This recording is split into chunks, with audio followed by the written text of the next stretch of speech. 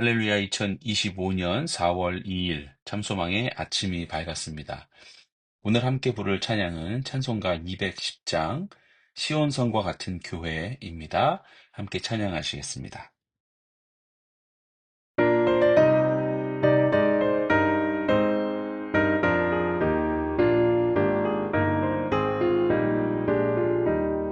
시온 성과 같은 교회 그의 영광만 없다 허락하신 말씀대로 주가 친히 세웠다 반석 위에 세운 교회 은들자가 누구랴 모든 원수의 원사도 아무 근심 없도다 생명샘이 솟아나와 모든 성도 마시니 언제든지 흘러넘쳐 부족함이 없도다 이런 물이 흘러가니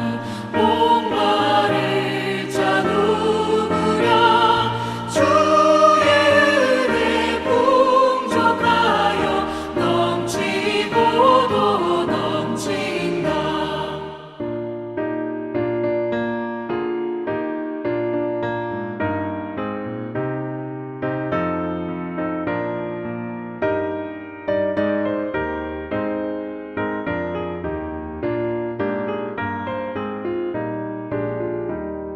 주의 은혜 내가 받아 지온 백성 되는데 세상 사람 비방해도 주를 찬송하리라 세상 얻는 모든 영광 아침 안개 같으나 주의 자녀 받을 복은 영원 무궁하도다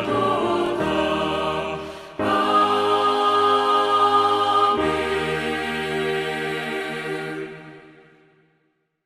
오늘 하나님께서 저와 여러분들에게 주시는 말씀은 누가복음 18장 15절에서 30절까지의 말씀입니다.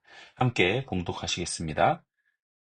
사람들이 예수께서 만져주심을 바라고 자기 어린 아기를 데리고 오매 제자들이 보고 꾸짖거늘 예수께서 그 어린 아이들을 불러 가까이 하시고 이르시되 어린 아이들이 내게 오는 것을 용납하고 금하지 말라. 하나님의 나라가 이런 자의 것이니라.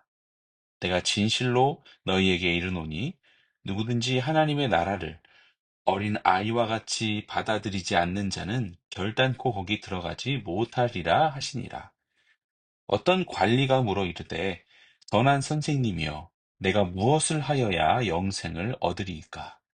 예수께서 이르시되 내가 어찌하여 나를 선하다 일컫느냐? 하나님 한 분 외에는 선한 이가 없느니라. 내가 계명을 안 하니 간음하지 말라, 살인하지 말라, 도둑질하지 말라, 거짓 증언하지 말라, 내 부모를 공경하라 하였느니라. 여짜오되 이것은 내가 어려서부터 다 지키었나이다. 예수께서 이 말을 들으시고 이르시되 내게 아직도 한 가지 부족한 것이 있으니 내게 있는 것을 다 팔아 가난한 자들에게 나눠주라. 그리하면 하늘에서 내게 보화가 있으리라. 그리고 와서 나를 따르라 하시니 그 사람이 큰 부자이므로 이 말씀을 듣고 심히 근심하더라.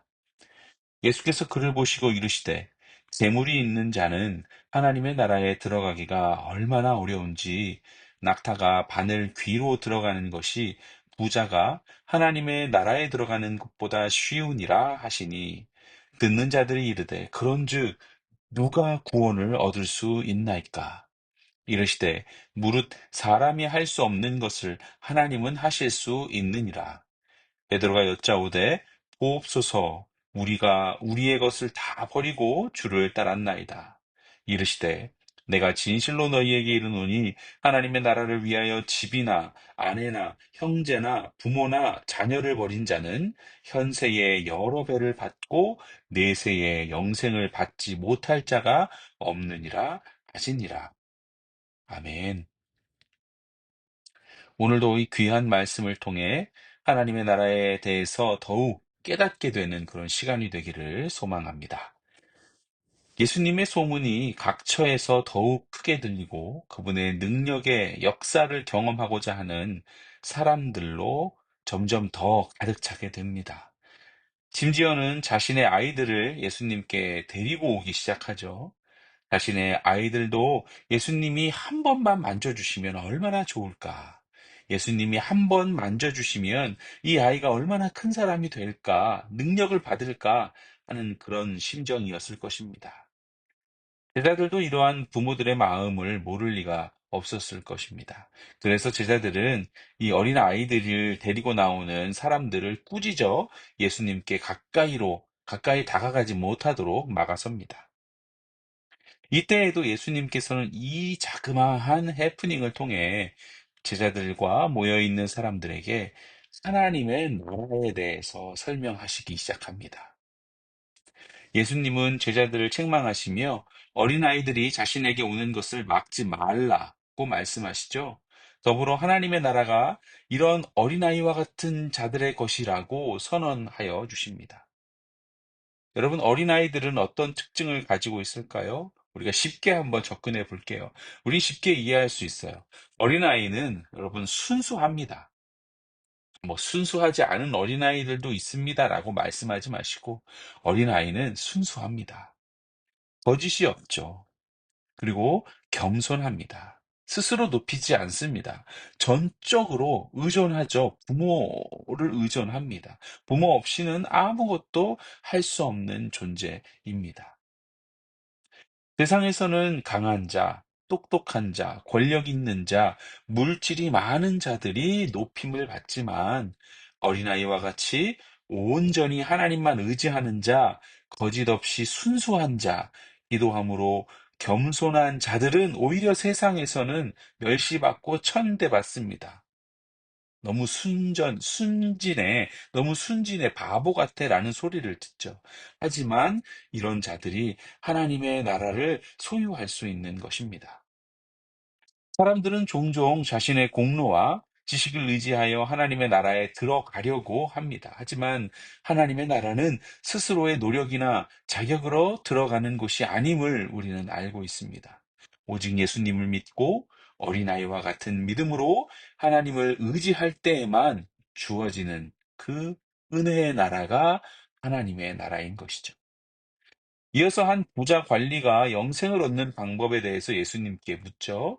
영생을 얻는 방법. 즉, 이것도 하나님의 나라에 들어가는 방법을 말하는 것입니다. 어린아이의 예화로 예수님께서는 하나님 나라에 들어가는 방법은 어린아이와 같이 하나님을 온전히 신뢰하고 믿어야 함을 강조했습니다.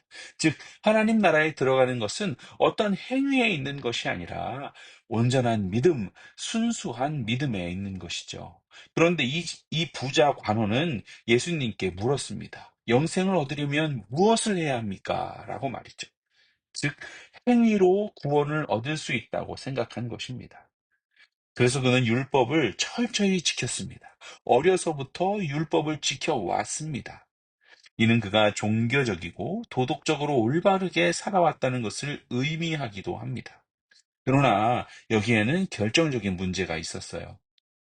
예수님께서도 이 부자 관원의 문제를 그리고 이 부자 관원의 잘못된 생각을 바로 꿰뚫어 보셨습니다. 여러분, 영생은 하나님의 나라에 들어가는 것은 영생 같은 말이죠. 이것은 행위의 문제가 아닙니다. 예수님을 온전히 믿고 따르는 것이 영생을 얻는 길이죠. 에베소서 2장 8절에서 9절을 보면 너희는 그 은혜에 의하여 믿음으로 말미암아 구원을 받았으니 이것은 너희에게서 난 것이 아니요 하나님의 선물이라 행위에게서 난 것이 아니니 이는 누구든지 자랑하지 못하게 함이라. 여러분, 영생은 행위가 아닙니다. 오히려 어린아이와 같은 순수한 믿음을 통해 주어지는 하나님의 선물인 것입니다. 그런데 이 어린아이와 같은 순수한 믿음을 갖는 것에 있어서 가장 위험한 요소가 있어요. 그것은 바로 물질입니다. 이 세상의 물질이 우리가 하나님의 나라에 들어가는 것을 끊임없이 방해하곤 합니다. 이 부자 관원도 예수님의 말씀을 듣고 심히 근심하게 되었잖아요. 이는 그가 자신의 많은 재물을 포기할 수 없었어요. 물질 자체는 죄가 되지 않습니다. 오히려 물질은 하나님의 나라를 세워나가는 데 있어서 중요한 도구로 사용될 수 있습니다. 하지만 물질이 하나님보다 더 중요해질 때 그것은 무상이 되고 말아버립니다.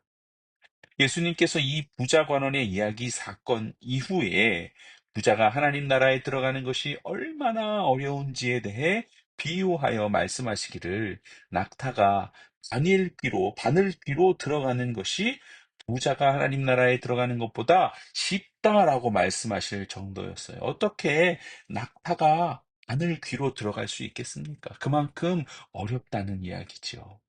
즉, 부자들은 하나님의 나라에 들어가기 위해 정말로 필요한 조건인 어린아이와 같은 순수한 믿음, 온전한 믿음을 갖기가 어렵다는 말씀인 것입니다. 누가요? 부자들이요. 하나님을 온전히 의지하는 마음보다 자신들이 가지고 있는 물질을 더 의지하게 되기 때문입니다. 많은 물질로 인해 부수적으로 또다시 얻게 되는 여러 능력, 명예, 권력, 인기, 이런 것들을 즐기며 누리며 사랑하며 의지하기 때문에 하나님을 온전히 의지하는 마음이 사라집니다. 결국은 하나님의 나라를 소망하던 마음이 사라져 버립니다. 그러니 낙타가 바늘귀로 들어가는 것보다 더 어려운 것이죠. 여러분, 오늘 말씀의 교훈은 이렇습니다.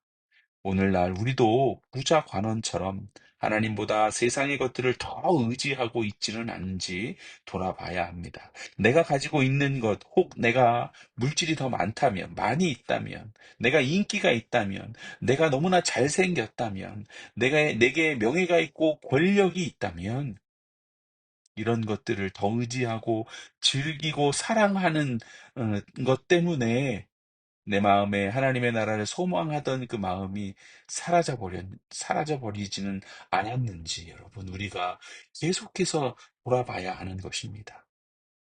또한 베드로처럼 모든 것을 버리고 주님을 따르는 그런 믿음을 가져야 합니다. 여러분, 오늘 하루 우리의 마음이 어디에 있는지 점검하며 어린아이와 같은 그런 순수한 믿음으로 주님을 신뢰하고 따르기를 주의 이름으로 축원합니다. 할렐루야. 아멘. 이 시간 함께 기도하시겠습니다. 주님, 오늘도 귀한 말씀을 통해 하나님의 나라에 대해 깨닫게 하시니 감사를 드립니다. 어린아이와 같은 순수한 믿음으로 주님을 의지하며 나아가기를 원합니다. 우리의 마음이 세상의 것들에 빼앗기지 않도록 세상이 주는 안락함과 세상이 주는 인기와 명예에 우리의 마음을 빼앗기지 않도록 인도하여 주시옵소서.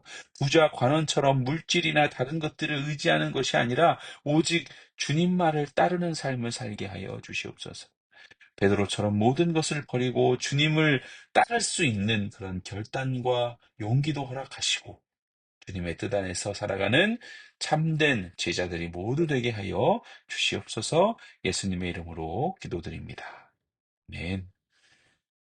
오늘 함께 읽으실 RBBB 말씀은 사무엘상 18장에서 20장까지의 말씀입니다. 제 18장.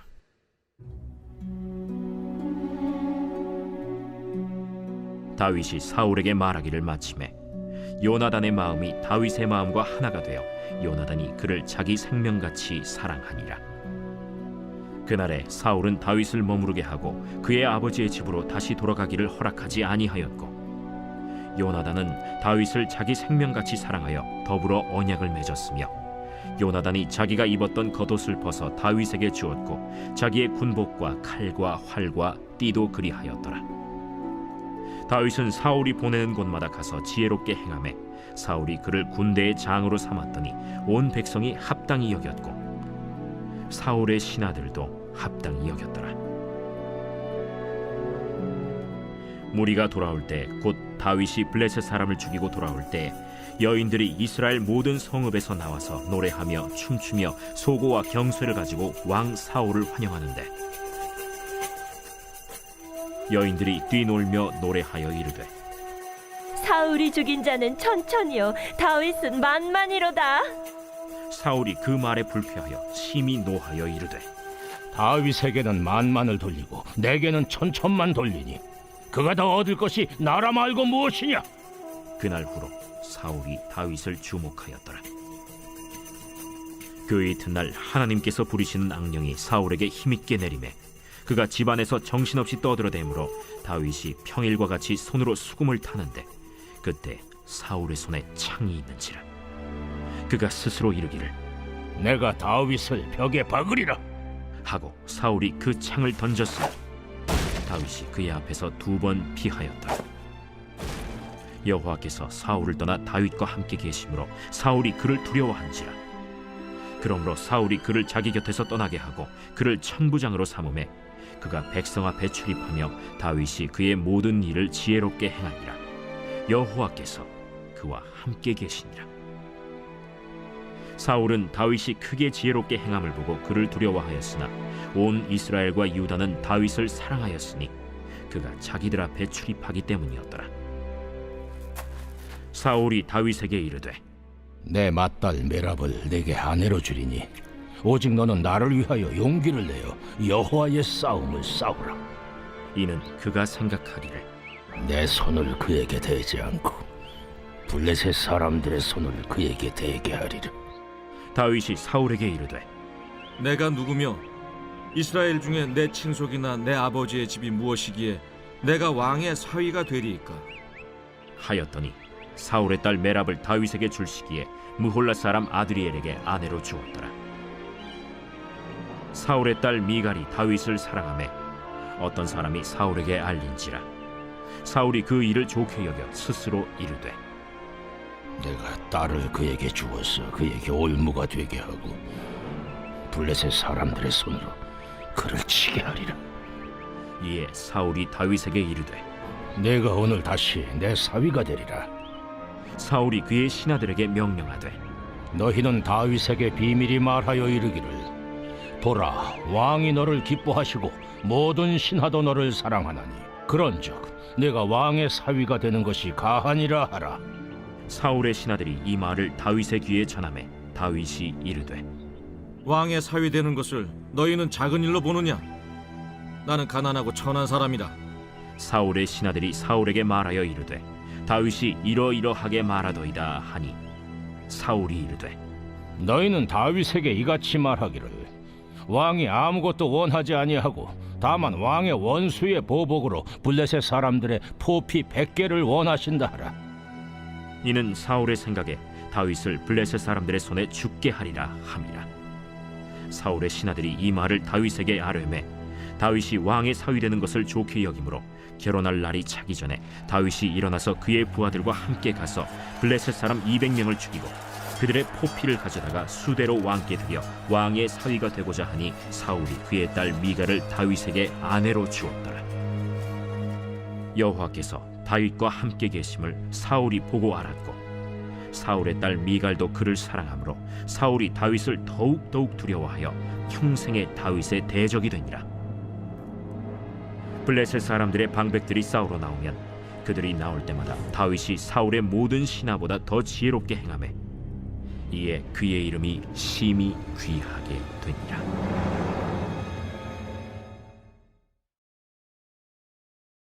제 19장.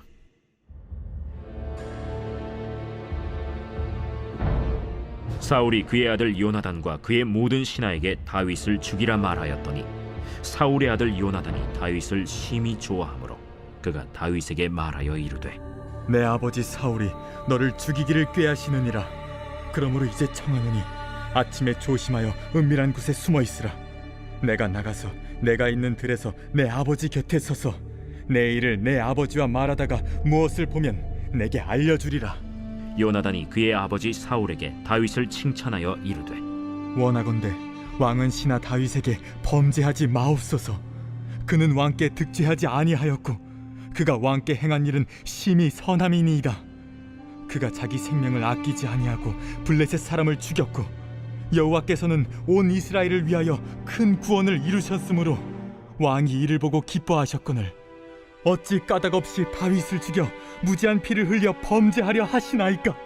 사울이 요나단의 말을 듣고 맹세하되 여호와께서 살아계심을 두고 맹세하거니와 그가 죽임을 당하지 아니하리라.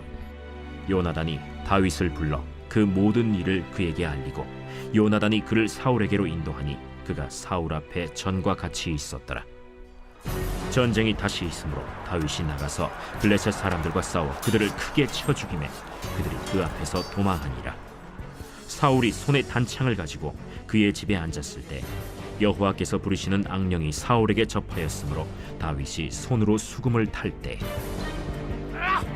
사울이 단창으로 다윗을 벽에 박으려 하였으나 사울의 앞을 피하고 사울의 창은 벽에 박힌지라. 다윗이 그 밤에 도피하매 사울이 전령들을 다윗의 집에 보내어 그를 지키다가 아침에 그를 죽이게 하려 한지라. 다윗의 아내 미갈이 다윗에게 말하여 이르되 당신이 이 밤에 당신의 생명을 구하지 아니하면 내일에는 죽임을 당하리라. 미갈이 다윗을 창에서 달아내리고 그가 피하여 도망하니라. 미갈이 우상을 가져다가 침상에 누이고 염소털로 엮은 것을 그 머리에 씌우고 의복으로 그것을 덮었더니 사울이 전령들을 보내어 다윗을 잡으려 하매 미갈이 이르되 그가 병들었느니라. 사울이 또 전령들을 보내어 다윗을 보라 하며 이르되 그를 침상째 내게 들고 오라. 내가 그를 죽이리라. 전령들이 들어가 본즉 침상에는 우상이 있고 염소털로 엮은 것이 그 머리에 있었더라. 사울이 미갈에게 이르되 너는 어찌하여 이처럼 나를 속여 내 대적을 놓아 피하게 하였느냐? 그가 내게 이르기를 나를 놓아 가게 하라. 어찌하여 나로 너를 죽이게 하겠느냐 하더이다. 다윗이 도피하여 라마로 가서 사무엘에게로 나아가서 사울이 자기에게 행한 일을 다 전하였고 다윗과 사무엘이 나요스로 가서 살았더라. 어떤 사람이 사울에게 전하여 이르되 다윗이 라마 나요스에 있더이다. 사울이 다윗을 잡으러 전령들을 보냈더니 그들이 선지자 무리가 예언하는 것과 사무엘이 그들의 수령으로 선 것을 볼 때 하나님의 영이 사울의 전령들에게 임하매 그들도 예언을 한지라. 어떤 사람이 그것을 사울에게 알리매 사울이 다른 전령들을 보냈더니 그들도 예언을 했으므로 사울이 세 번째 다시 전령들을 보냈더니 그들도 예언을 한지라. 이에 사울도 라마로 가서 세구에 있는 큰 우물에 도착하여 물어 이르되 사무엘과 다윗이 어디 있느냐? 어떤 사람이 이르되 라마 나요스에 있나이다. 사울이 라마 나요스로 가니라. 하나님의 영이 그에게도 임하시니 그가 라마 나요스에 이르기까지 걸어가며 예언을 하였으며 그가 또 그의 옷을 벗고 사무엘 앞에서 예언을 하며 하루 밤낮을 벗은 몸으로 누웠더라. 그러므로 속담에 이르기를 사울도 선지자 중에 있느냐 하니라.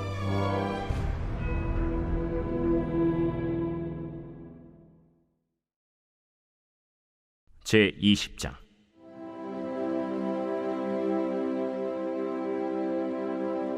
다윗이 라마 나요스에서 도망하여 요나단에게 이르되 내가 무엇을 하였으며 내 죄악이 무엇이며 내 아버지 앞에서 내 죄가 무엇이기에 그가 내 생명을 찾느냐? 결단코 아니라 내가 죽지 아니하리라. 내 아버지께서 크고 작은 일을 내게 알리지 아니하고는 행하지 아니하나니 내 아버지께서 어찌하여 이 일은 내게 숨기리요? 그렇지 아니하니라. 다윗이 또 맹세하여 이르되 내가 내게 은혜 받은 줄을 내 아버지께서 밝히 알고 스스로 이르기를 요나단이 스포할까 두려운즉 그에게 이것을 알리지 아니하리라 함이니라. 그러나 진실로 여호와의 살아계심과 내 생명을 두고 맹세하노니 나와 죽음의 사이는 한 걸음뿐이니라. 내 마음의 소원이 무엇이든지 내가 너를 위하여 그것을 이루리라. 내일은 초하루인즉 내가 마땅히 왕을 모시고 앉아 식사를 하여야 할 것이나 나를 보내어 셋째 날 저녁까지 들에 숨게 하고 내 아버지께서 만일 나에 대하여 자세히 묻거든 그때 너는 말하기를 다윗이 자기 성읍 베들레헴으로 급히 가기를 내게 허락하라 간청하였사오니 이는 온 가족을 위하여 거기서 매년제를 드릴 때가 됨이니이다 하라. 그의 말이 좋다 하면 내 종이 평안하려니와 그가 만일 노하면 나를 해하려고 결심한 줄을 알지니 그런즉 바라건대 내 종에게 인자하게 행하라. 내가 내 종에게 여호와 앞에서 너와 맹약하게 하였음이니라. 그러나 내게 죄악이 있으면 내가 친히 나를 죽이라. 나를 내 아버지에게로 데려갈 이유가 무엇이냐? 이 일이 결코 내게 일어나지 아니하리라. 내 아버지께서 너를 해치려 확실히 결심한 줄 알면 내가 내게 와서 그것을 내게 이르지 아니하겠느냐? 내 아버지께서 혹 엄하게 내게 대답하면 누가 그것을 내게 알리겠느냐? 오라, 우리가 들로 가자. 하고 두 사람이 들로 가니라. 요나단이 다윗에게 이르되 이스라엘의 하나님 여호와께서 증언하시거니와 내가 내일이나 모레 이맘때에 내 아버지를 살펴서 너 다윗에게 대한 의향이 선하면 내가 사람을 보내어 내게 알리지 않겠느냐? 그러나 만일 내 아버지께서 너를 해치려 하는데도 내가 이 일을 내게 알려주어 너를 보내어 평안히 가게 하지 아니하면 여호와께서 나 요나단에게 벌을 내리시고 또 내리시기를 원하노라. 여호와께서 내 아버지와 함께 하신 것 같이 너와 함께 하시기를 원하노니 너는 내가 사는 날 동안에 여호와의 인자하심을 내게 베풀어서 나를 죽지 않게 할 뿐 아니라 여호와께서 너 다윗의 대적들을 지면에서 다 끊어버리신 때에도 너는 내 인자함을 내 집에서 영원히 끊어버리지 말라. 이에 요나단이 다윗의 집과 언약하기를 여호와께서는 다윗의 대적들을 치실지어다. 다윗에 대한 요나단의 사랑이 그를 다시 맹세하게 하였으니 이는 자기 생명을 사랑함같이 그를 사랑함이었더라. 요나단이 다윗에게 이르되 내일은 초하루인즉 내 자리가 빔으로 내가 없음을 자세히 물으실 것이라. 너는 사흘 동안 있다가 빨리 내려가서 그 일이 있던 날에 숨었던 곳에 이르러 에셀 바위 곁에 있으라. 내가 관역을 쏘려 함같이 화살 셋을 그 바위 곁에 쏘고 아이를 보내어 가서 화살을 찾으라 하며 내가 진짓 아이에게 이르기를 보라, 화살이 내 쪽에 있으니 가져오라 하거든 너는 돌아올지니 여호와께서 살아계심을 두고 맹세하노니 내가 평안 무사할 것이요 만일 아이에게 이르기를 보라, 화살이 내 앞쪽에 있다 하거든 내 길을 가라. 여호와께서 너를 보내셨음이니라.